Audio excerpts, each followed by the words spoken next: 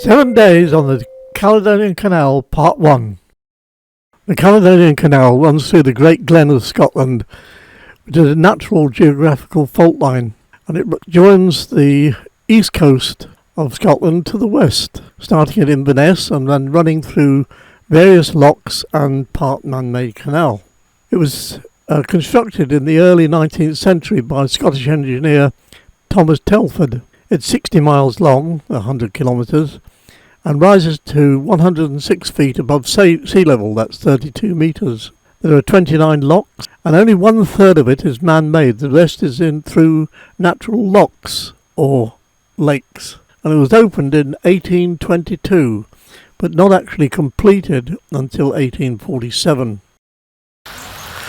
Well, we've arrived at our departure point for the next section of this adventure, and the reception is over there in that little cottage. Car park's down there, and that's Gwendolyn parked up, and there's the pontoon and all the boats, one of which is going to be ours, unless there's one that's coming back in tomorrow. And there's the first lock gate we shall be going through, which is at Laggan Locks, right next to where we are parked now.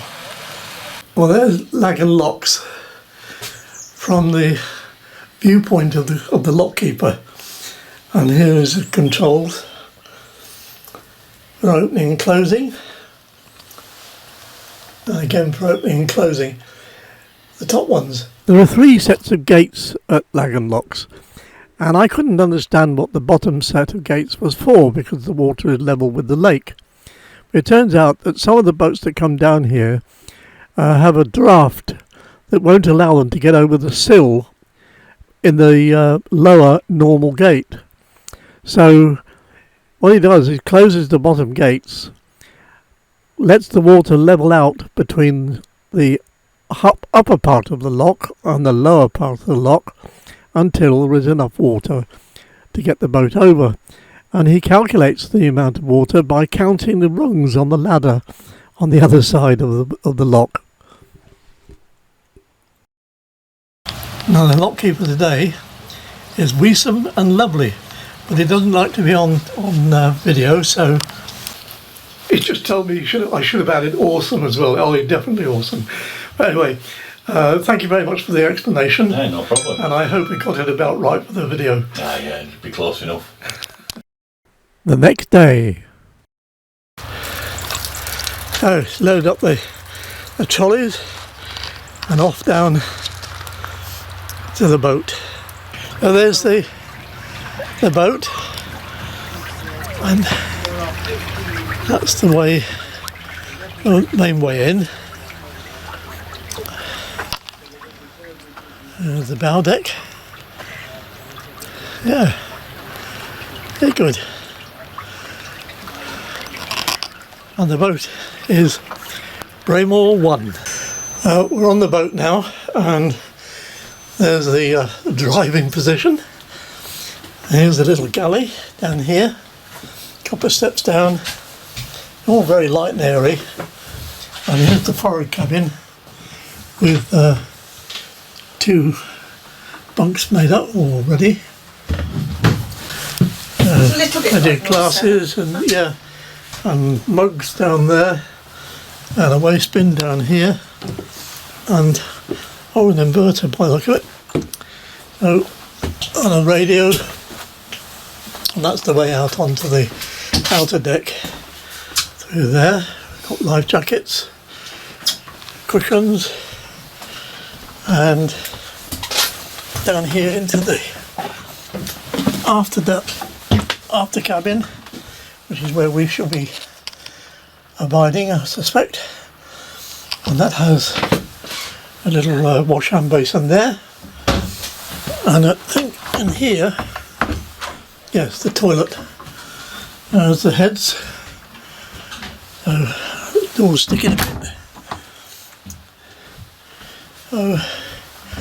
And this is the saloon. I don't know where you're supposed to sit and eat, unless they've got a table. Must be. Oh, here's the table. So you just move the table across, put put it here. So, you reasonably happy? Yeah, it's lovely. Really lovely. Good. This is Ben. He's going to talk us through the safety and where we can park at night. Okay, so this is your map here. I don't know if you've had a look at this online, but it's the same. I did briefly, one. yes. I didn't try to absorb it. Yeah, so it's in 6 sections. Number 6 is Banavie, and number 1 is Inverness. Right. So that's the way it reads. It's kind of a little bit backwards when you're going to Inverness, and then it kind of makes more sense coming back the other way. So we're on section 5, and this is the pontoon we're on here. Right. So this is your lock gates, Yep. and this here are the swing bridges. Right.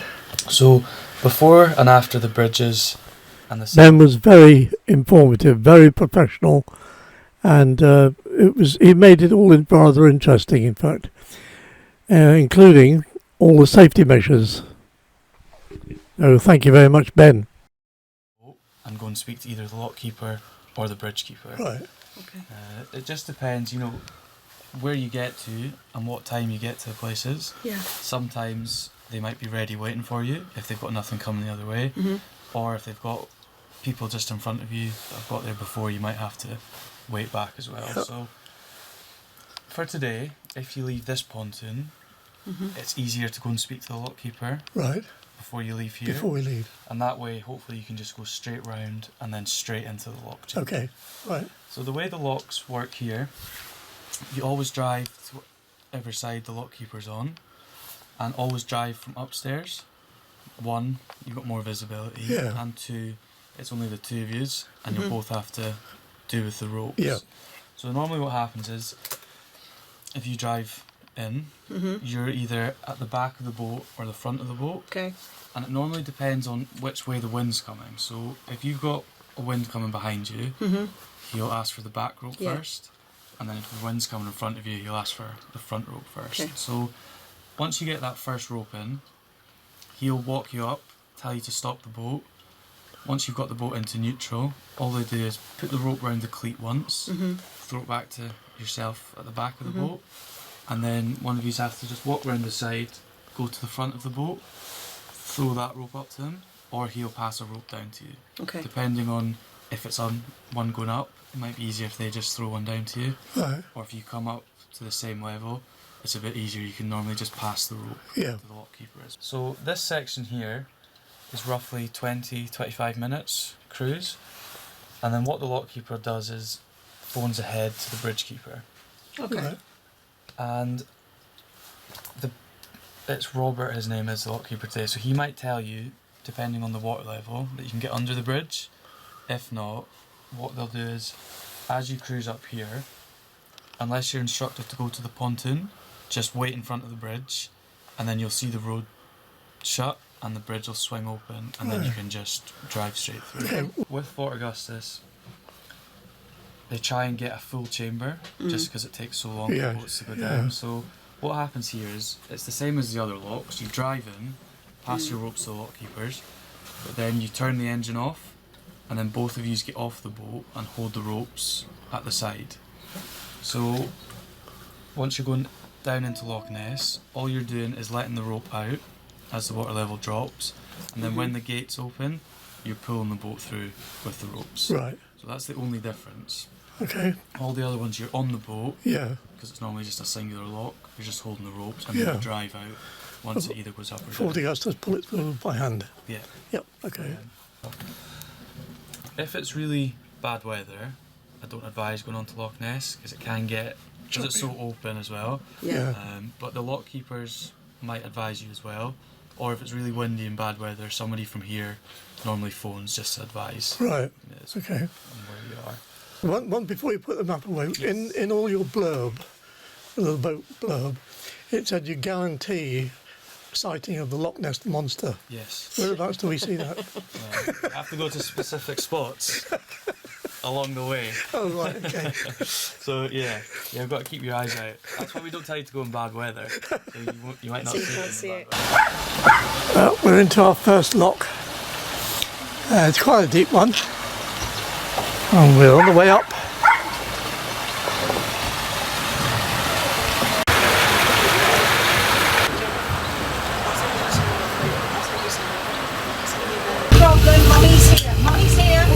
Well, that's our first lock sorted, Yeah. and we're now going along one of the few bits of real genuine canal, because a lot of the Caledonian Canal is actually locks, or to be save the confusion, Scottish lakes, but this is one bit that is actually a dug canal. There's some sort of outfall here, and it's making a lot of froth. And there's the outfall, whatever it is. Can you hear me now? Hello? Oh, Can you look. hear me now? Look at the waterfall.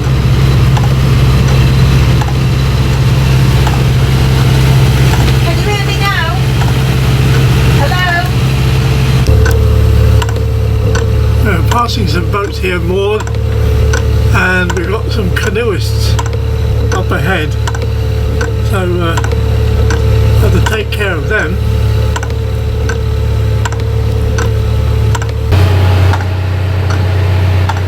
Right, quick shot of you at the helm then. Hello. All good? We're coming up to the Laggan swing bridge, and I'll try and poke my head out of the door. It is raining quite sharply, and I don't want to leave the door open for too long because we're going to get wet inside otherwise, but there we are. That's our first swing bridge, and that's the road bridge that goes across just at the top end or the bottom end of Loch Oich, whichever way you're looking at it. Panning round a little bit, we've got another boat behind us about 100 yards away, and we're waiting for him to catch up because the bridge man, the controller, won't open until we're both a bit closer. And there we go. There we go. Bridge is opening. Open sesame. We've got the green. It's pouring with rain. I'm going back in. Well, we've made our first stop for the night, or for the journey, haven't we?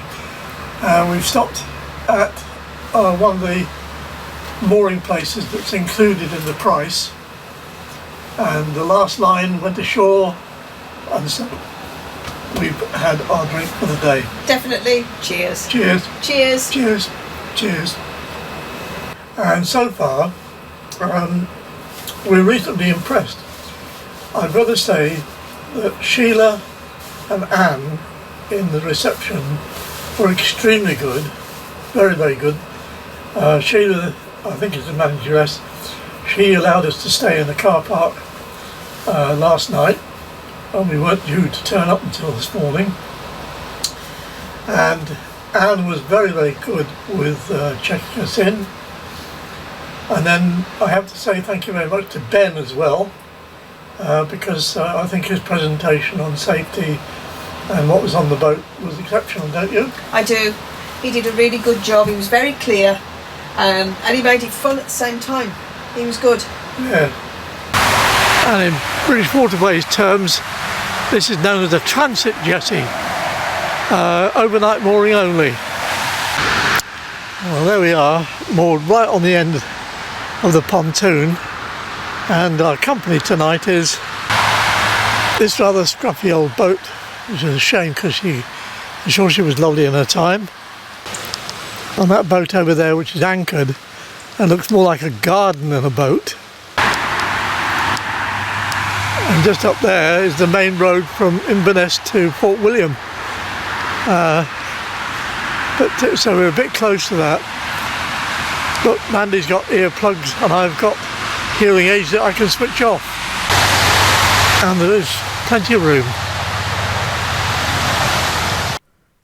The next day, we're in Loch Oich, and it's in one way quite a strange lake because it flows out from both ends. It is the highest section of the Caledonian Canal, and one end flows out towards Laggan Locks where we started, and the other end flows out towards Loch Ness through the Fort Augusta staircase lock. There's a bridge down there that we're waiting for it to open, and there's a sailing boat and then this other hire boat in front of us, and they wouldn't be very popular in the Netherlands, I can tell you, because in the Netherlands they like you to gather up close and get through ASAP. And here they're holding back with a long distance between them. The part that we're on at the moment is also a real canal, and there is the overspill into the river. The River Oich. The River Oich. And we're down there in that queue waiting for this lock to open, which is the top of 5 that we've got to go down to get down into Loch Ness. And that's the next on its way down to Loch Ness. We have to go under that bridge as well. They have to open the bridge for us. And I think the only reason we're waiting is because the lockkeeper probably having his lunch or her lunch. But at least the waiters meant we'd be able to get the dogs ashore. But our time has come, and so I'm swinging the stern out using the bow line as a back spring. And when the stern's out far enough, we'll drive on through into the first lock. First of 5, right, let go. The Fort Augusta staircase. Let go. You loose?